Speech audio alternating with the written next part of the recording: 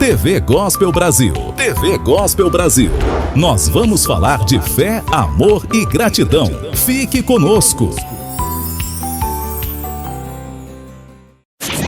TV Gospel Brasil apresenta Vivendo com Fé. Fique conosco. Vamos falar de amor. A missionária foi atravessar uma zona de guerrilha na Colômbia. Irmãos, esse aqui é um dos testemunhos mais fortes que você vai assistir. O final desse testemunho vai te surpreender grandemente. Te peço para você deixar o teu like nesse vídeo, se inscrever em nosso canal e compartilhar esse vídeo com alguém que precisa assistir esta mensagem. Aqui abaixo, na aba dos comentários, se você rolar para o lado, tem um botão escrito Hypar. Eu sei que ele não aparece para todos os usuários, mas se ele aparecer para você, por favor, aperta nesse botão aí e dá essa força para o nosso canal, tá bom?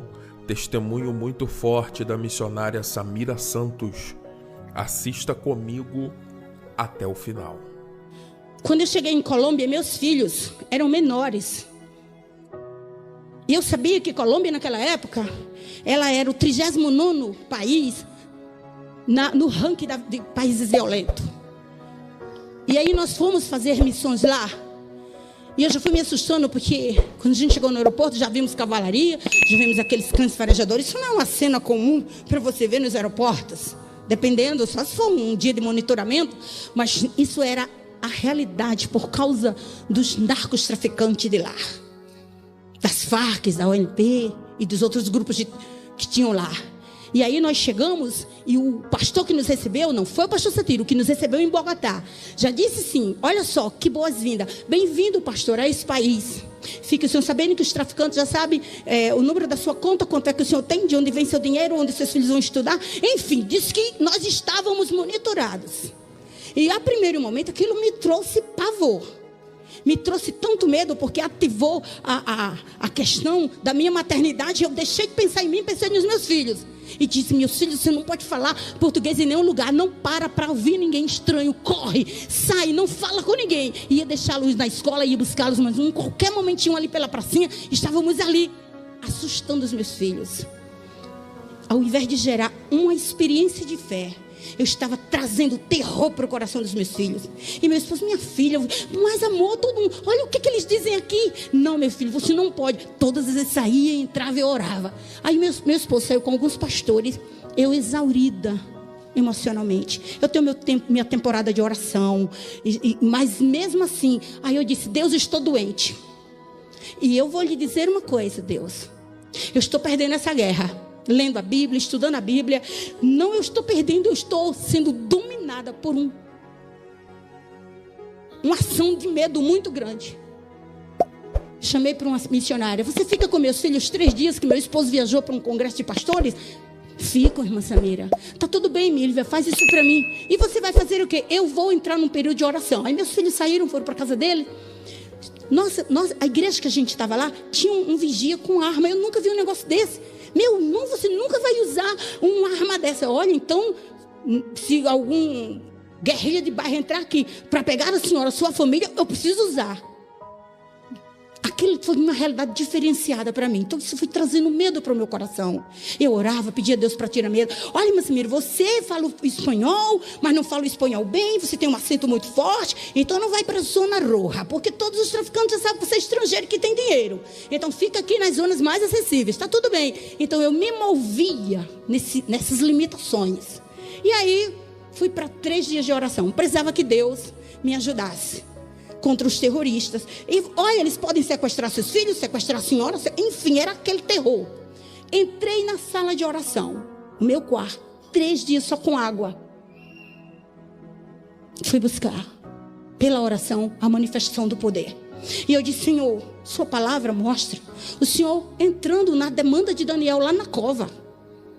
O Senhor entrou na prisão, lá em Filipe, quando Paulo estava lá preso. O Senhor visitou Paulo depois quando o Sinédrio se reuniu para pedir a prisão dele. E disse, Paulo, não temas, que você vai, assim como esteve aqui, vai para Jerusalém. Então a manifestação da sua presença é muito validada nessa Sagrada Escritura. Isso não é fruto da minha mente, isso aqui está na palavra. E eu preciso de uma manifestação dessa no meu mundo, no meu tempo. Porque eu estou sendo minimizada nas forças por uma ação e o principado desta nação. E dormindo eu acordava com aquele pesadelo, minhas crianças sendo sequestradas. Era uma ação maligna para me tornar refém. E aí eu entrei em oração e disse: a partir de hoje eu estou 3 dias, enquanto meu esposo está lá fora, só com essa água, desça aqui neste lugar. Eu sei que tu estás aqui, agora eu preciso que o Senhor manifeste sua presença no meu mundo, no nível das Escrituras. E fiquei o primeiro dia, fiquei o segundo dia, fiquei o terceiro dia. Minha boca já começou a ferir. Terceira experiência muito grande que eu tive com Deus. E lá para as 10, 11 horas da manhã, eu debruçado, não tinha nem força de ficar de pé. Debruçada assim na cama, não estava de joelho, estava jogada assim na cama. E eu senti quando a presença começou a se manifestar. Quando Deus chamou pelo meu nome, me deu um choque interno. Então isso que eu estava 3 dias de jejum. Meus ouvidos abriram. E eu ouvi a voz dele que dava um choque no meu corpo. Quando ele entrou assim, se manifestou, o quarto ficou pequeno e eu me senti como um grão na mão de uma pessoa. E senti assim a presença dele me enchendo, me dominando e levantando a estrutura da mulher espiritual. Aí ele chama para mim e ele diz aqui: eu estou contigo nesse país, caminho ao teu lado e ao lado do teu esposo e dos teus filhos. Nada te acontecerá neste lugar, tu não temas. E começou a mostrar, abriu o reino espiritual e começou a mostrar os esquemas preparados e Deus entrando e desviando e abrindo caminho para a gente passar. Não alimenta o medo, move-te pela fé na minha palavra e tu verás coisas extraordinárias. Até aquele momento, preste atenção, eu não fluía no espanhol como eu deveria. Tudo bem, eu falava, me defendia com ano, mas eu não falava com a fluência que eu precisava. E eu precisava ministrar em espanhol, assim como eu falo com vocês. Aí o que aconteceu? O Senhor disse: eu estou agindo na tua área cognitiva. Olha a sabedoria de Deus. E estou virando a chave da língua. Tu falarás com fluência e entenderás. Este é o meu sinal. E te darei um segundo sinal. Vou criar uma experiência contigo, que eu sou aquele que ando aqui na tua retaguarda, na frente, e cuido de ti, do teu esposo e dos teus filhos.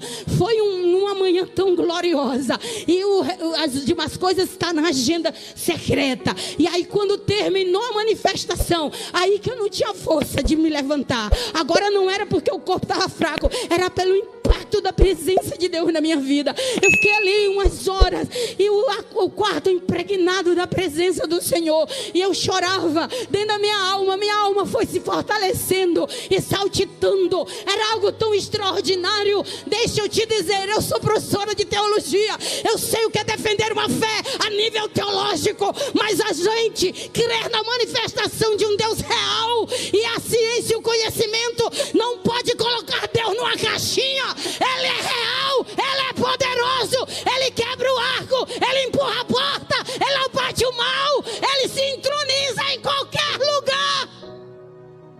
O rebanai de rebachande no rai de vachande contenei bihai. Fica de pé, igreja.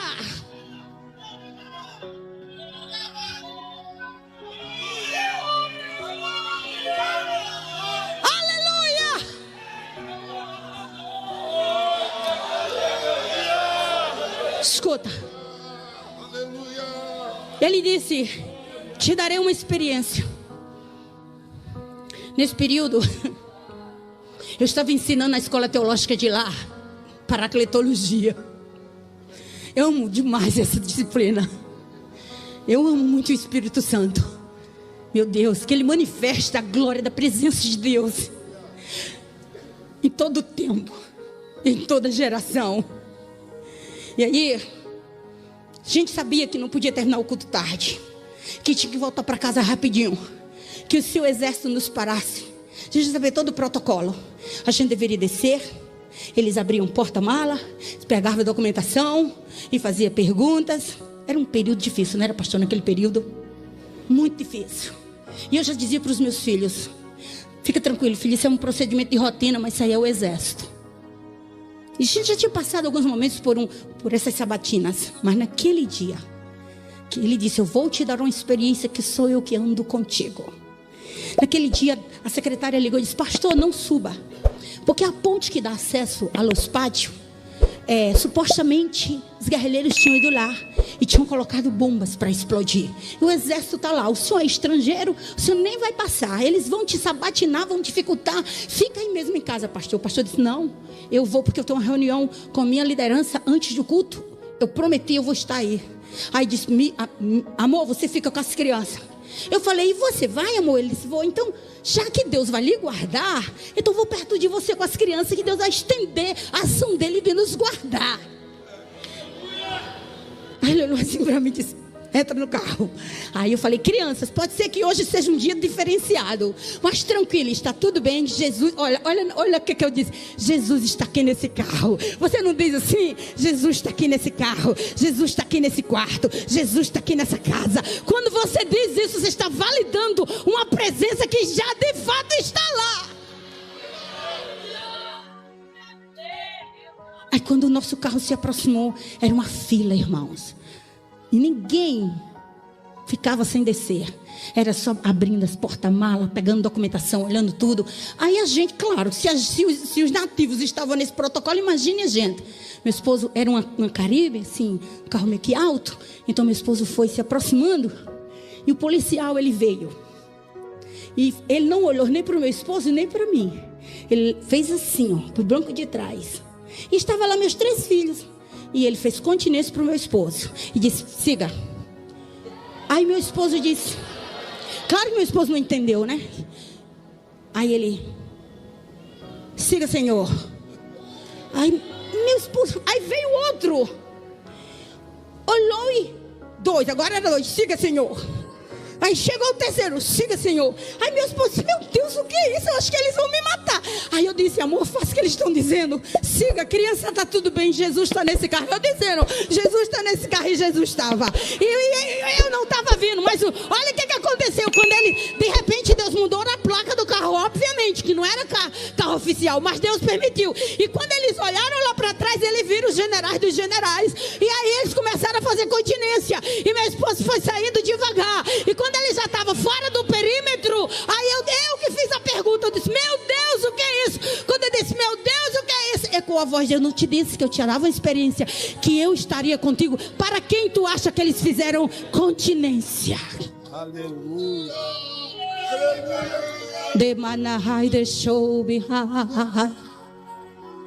Igreja, levante a sua Bíblia. Levante. E diga desse jeito: porque a oração do justo pode muito. Diga: pode muito. Diga: pode muito. Irmãos, muito obrigado por assistir esse vídeo até aqui. Se você não deixou o teu like ainda nesse vídeo, aperta no botãozinho do like. Compartilha com alguém que precisa assistir esta mensagem. O que porventura seria impossível para Deus? A Bíblia diz que aquele que pede recebe, aquele que busca encontra, e aquele que bate, a porta se abrirá. Quando a missionária entrou em um propósito de oração com Deus, Deus entrou na batalha da missionária.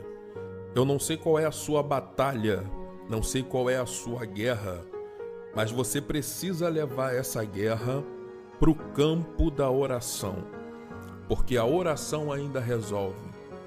Eu não sei o que você sentiu ao assistir esse testemunho, mas eu, quando assisti esse testemunho pela primeira vez, eu fiquei todo arrepiado, irmãos. É um negócio muito forte, coisa muito improvável.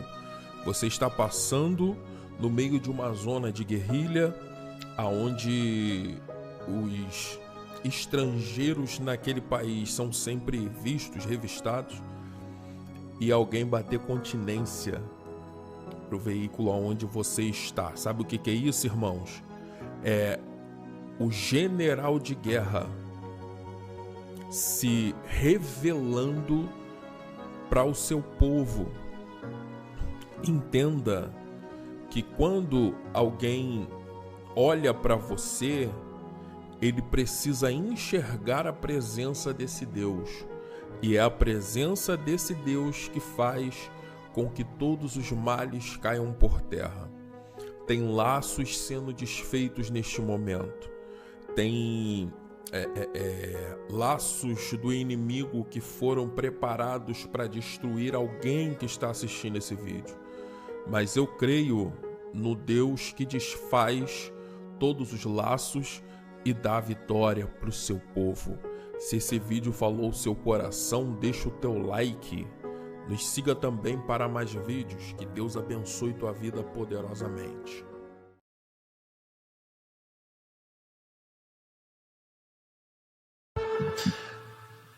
Aline Barros. Estou doida. Finalmente. Finalmente. Era a última que faltava.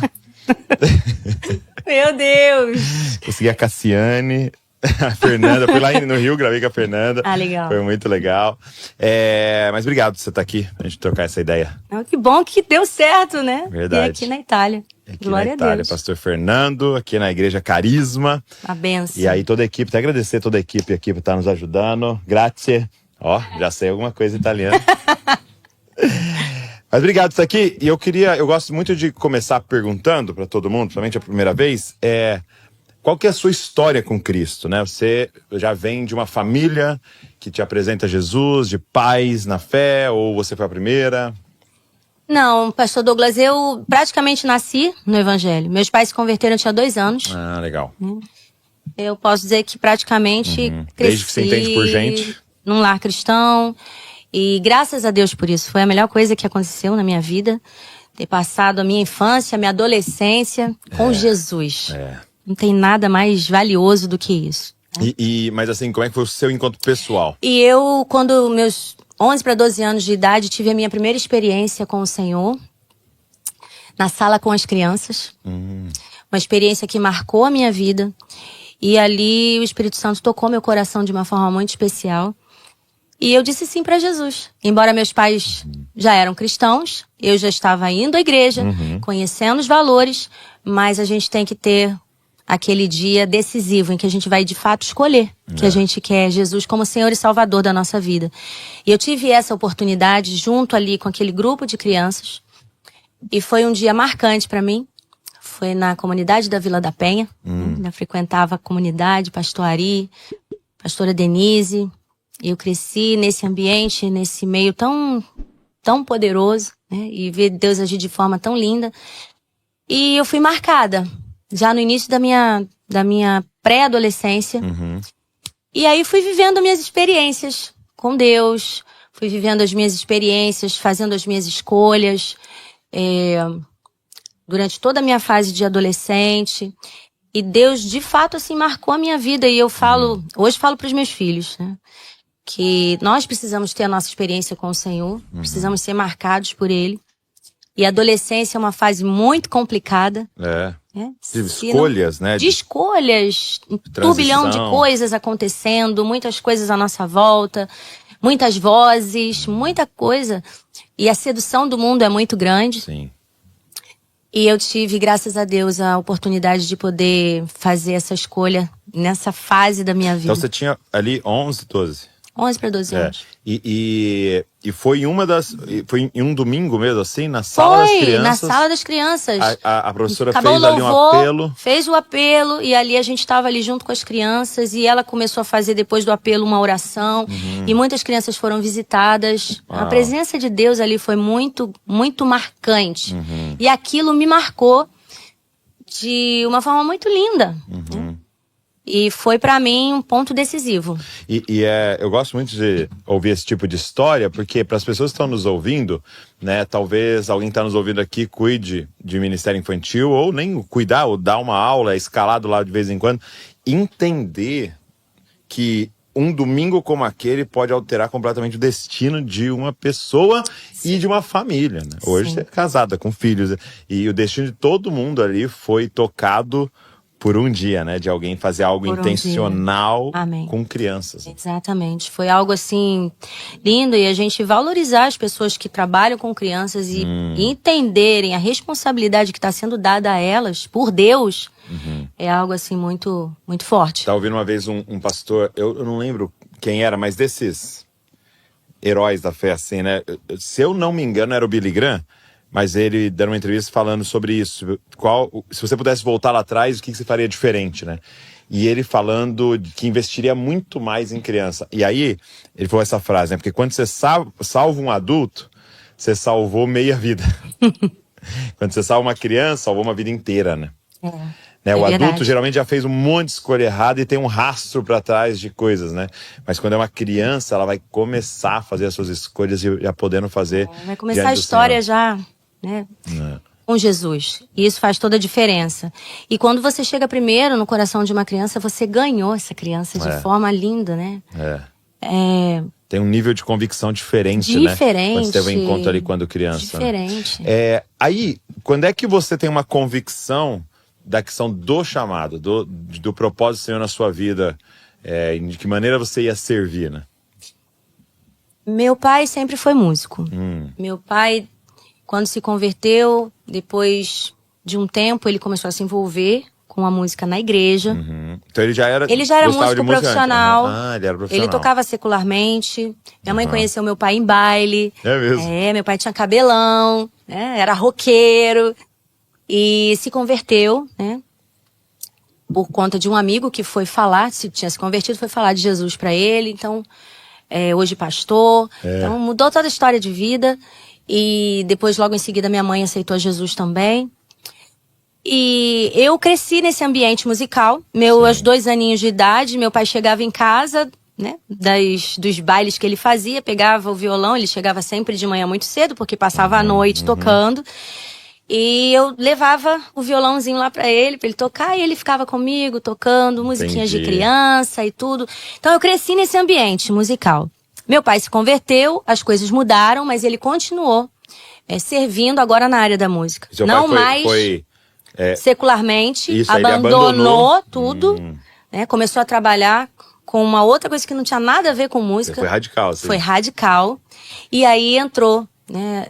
E se envolveu com o Ministério de Louvor da igreja. E ali Deus foi abençoando, ele tocava e depois começou a também investir nessa área, né, dos músicos, ali ajudando nesse sentido, né, discipulando, enfim.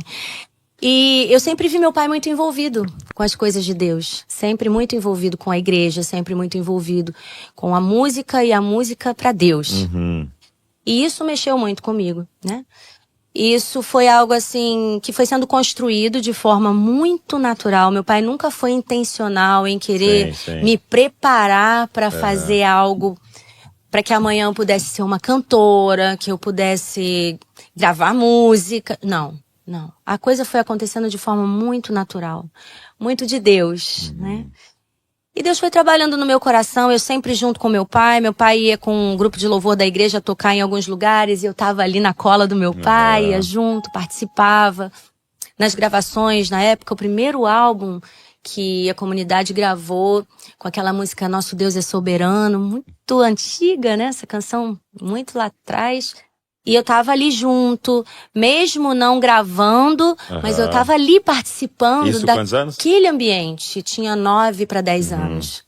Daquele ambiente. Aquilo para mim era uma escola, né? É incrível, né? É incrível o que Deus faz, como Deus trabalha no nosso coração, como Ele vai preparando a gente. Né? Porque para mim foi uma preparação de Deus para minha vida, né? Meu pai, uma referência para mim, a liderança da igreja, referência para mim. E Deus foi trabalhando. Minha mãe é uma guerreira de oração, então em todo tempo ela estava ali orando, intercedendo, sustentando a gente também no que meu pai fazia, né, onde a gente ia. E Deus foi trabalhando. Eu me lembro que quando eu tinha meus 12 anos de idade, eu cantei numa conferência, num congresso em Brasília. E foi a primeira vez que eu cantei voz e violão com meu pai, assim, num lugar, né, com tantas pessoas. E éramos só nós dois ali, eu cantei a música Família. Vem desfrutar do amor de Deus. Eu cantei essa canção e eu era muito novinha. E Deus foi fazendo as coisas acontecerem de forma tranquila, de forma muito natural. Entendi. Gravei depois a música com a igreja Tua Palavra, com 14 anos. E fui me envolvendo desse jeito. Nada intencional. E aí você mas já tinha um começou a se propósito envolver maior.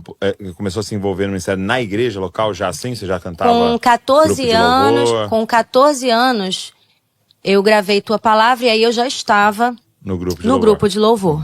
Né? Eles saíam, eu ia junto e estava sempre ali presente.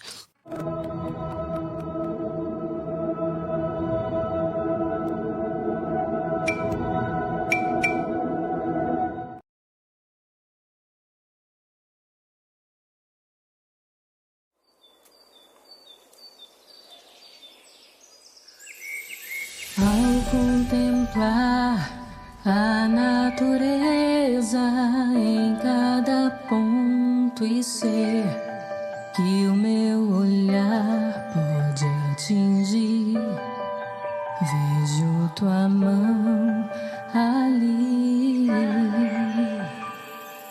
Cada detalhe da minha história e em cada oração que faço pra te agradecer, e até nos tombos que eu levo, vejo você me levantando, me sustentando, e se me perco, tua luz vem me guiando. Consigo te tocar nas dores que eu sinto, em todo tempo você esteve comigo. Eu te vejo em tudo, no olhar de uma criança inocente a chorar, na minha fé que sempre permanece viva, na dor que vejo outro sentir. Eu sei que sempre esteve aqui. Eu te sinto em tudo, tão íntimo e tão perto, nunca está longe. Quando eu clamo por ti, eu ouço tua voz gritar em mim. Sei que sempre esteve aqui.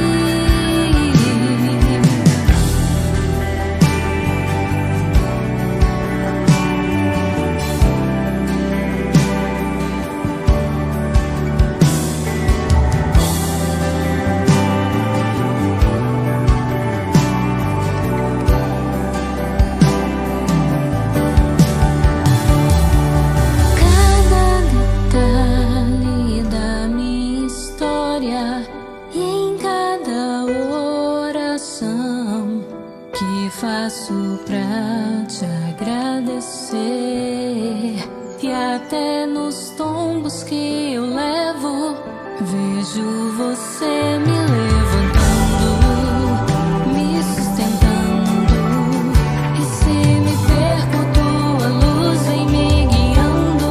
Consigo te tocar nas dores que eu sinto, em todo tempo você esteve comigo.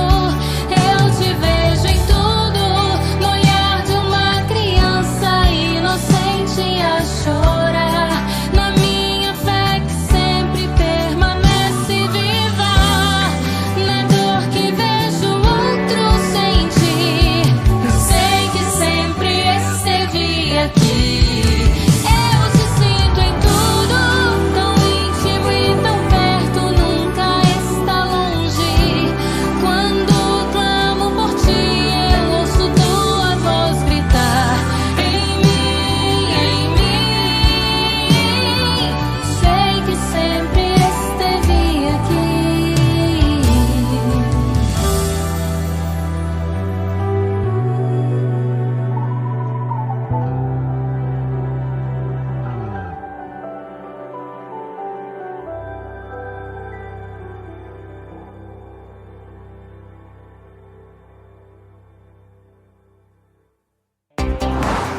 Gospel Brasil, sintonia com a verdade e amor de Deus. Facebook, Instagram e YouTube. Acesse.